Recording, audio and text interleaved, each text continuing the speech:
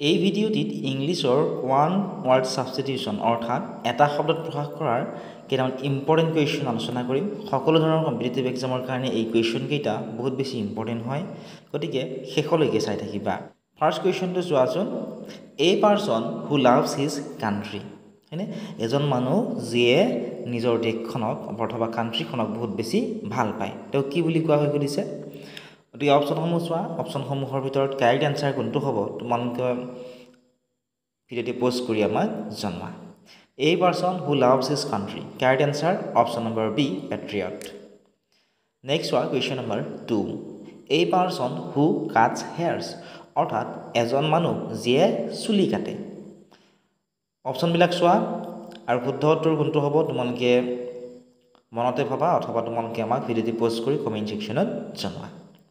A person who cuts hairs অৰ্থাৎ এজন মানুহ যিয়ে চুলি কাটে তেওঁক কি বুলি কোৱা হয় বাৰ্বাৰ বুলি কোৱা হয় option number B correct answer হ'ব question number 3 a person who writes a book এজন মানুহ যিয়ে চিঠি কিতাপ লিখে ঠিক আছে হু ৰাইটছ এ বুক যিয়ে কিতাপ লিখিছে গতিকে কি হ'ব অপশ্যনবোৰৰ ভিতৰত কাৰেক্ট এনচাৰটি হ'ব option number B author next question চোৱা a person who studies rocks and minerals অৰ্থাৎ এজন মানুহ যিয়ে ৰকছ এণ্ড মিনাৰেলছৰ ওপৰত ষ্টাডি কৰে তেওঁক কি বুলি কোৱা হয় অপশ্যনবোৰৰ ভিতৰত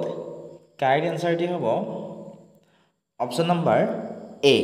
জিঅ'লজিষ্ট বুলি কোৱা হয় গতিকে অপশ্যন এ হ'ব correct answer question number 5 A person who loves books অৰ্থাৎ এজন মানুহ যিয়ে কিতাপ বহুত বেছি ভাল পায় গতিকে শুদ্ধ উত্তৰটো কি হ'ব বিব্লিঅ'ফাইল অপশ্যন নম্বৰ এ হ'ব এই কুৱেশ্যনটিৰ শুদ্ধ উত্তৰ ঠিক আছে নেক্সট অহা আমি নেক্সট কুৱেশ্যনটি আছিল a person who is afraid of heights অপশ্যনবোৰ চোৱা আৰু শুদ্ধ উত্তৰ কোনটো হ'ব তোমালোকে জনোৱা a person who is afraid of heights correct এনচাৰটি হ'ব অপশ্যনবোৰৰ ভিতৰত option number A acrophobic option A correct answer question number 7 a person who travels to unknown places এজন মানুহে যিয়ে আননোন প্লেচবোৰত কি কৰে ট্ৰেভেল কৰে তেওঁক কি বুলি কোৱা হয় সুধিছে কাৰেক্ট এনচাৰটি হ'ব অপশ্যনবোৰৰ ভিতৰত option number B explorer option B correct answer next question a person who studies plants এজন মানুহ যিয়ে মানে প্লাণ্টছৰ বিষয়ে তেওঁ কি কৰে ষ্টাডি কৰে তেওঁক কি বুলি কোৱা হয়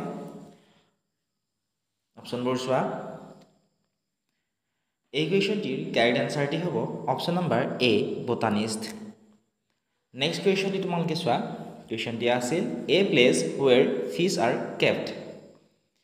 এ place where fish are kept correct answer কি হ'ব কাৰেক্ট এনচাৰটি হ'ব অপশ্যনবোৰৰ ভিতৰত option number D aquarium option D correct answer next question a place where birds are kept a place where birds are kept correct answer option number A aviary next question চোৱা a person who sales cakes অৰ্থাৎ এজন মানুহ যিয়ে cake কি কৰে cell কৰে অৰ্থাৎ বিক্ৰী কৰে তেওঁক কি বুলি কোৱা হয় অপশ্যনবোৰ চোৱা অপশ্যনবোৰৰ ভিতৰত কাৰেক্ট এনচাৰটি হ'ব অপশ্যন নম্বৰ বি বেকাৰ ঠিক আছে নেক্সট কুৱেশ্যন চোৱা a place where trees are cultivated a place where trees are cultivated অপশ্যনবোৰ চোৱা অপশ্যনবোৰৰ ভিতৰত কাৰেক্ট এনচাৰটি হৈছে অপশ্যন নম্বৰ এত থকাটো এইটোৱে হ'ব এই কুৱেশ্যনটিৰ correct answer next question a sudden burst of rain অপশ্যনবোৰ চোৱা অপশ্যনবোৰৰ ভিতৰত কাৰেক্ট যিটো আনচাৰ সেয়া হ'ব অপশ্যন নম্বৰ চি স্কাল নেক্সট কুৱেশ্যন চোৱা a person who eats too little a person who eats too little অৰ্থাৎ যিয়ে একেবাৰে কমকৈ খায় ঠিক আছে who eats too little correct answer কি হ'ব কাৰেক্ট এনসাৰ হ'ব anorexic option B correct answer next question a person who is fond of